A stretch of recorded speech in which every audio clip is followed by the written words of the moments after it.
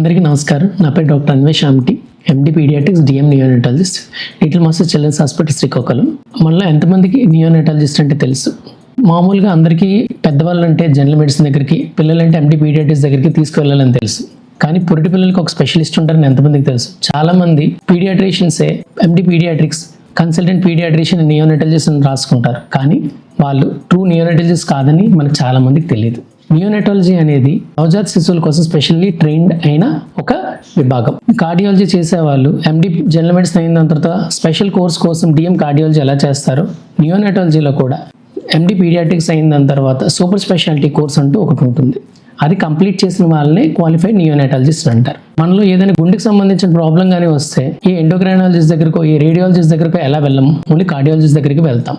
అలాగే పిల్లలకు సంబంధించిన ప్రాబ్లం వస్తే పీడియాట్రిషియన్ దగ్గరికి ఎలా వెళ్తామో, నవజాత శిశువుల్లో, పురిటి పిల్లల్లో ఏదైనా ప్రాబ్లం కానీ వచ్చినప్పుడు నియోనటాలజిస్ట్ని కన్సల్ట్ చేయడం తప్పనిసరి. ఎందుకనంటే అందులో ట్రైన్డ్ అయిన స్పెషలిస్ట్ దగ్గరికి వెళ్ళినప్పుడు దానిలో వచ్చే రిజల్ట్స్ కానీ అవుట్కమ్స్ కానీ చాలా డిఫరెంట్గా ఉంటాయి.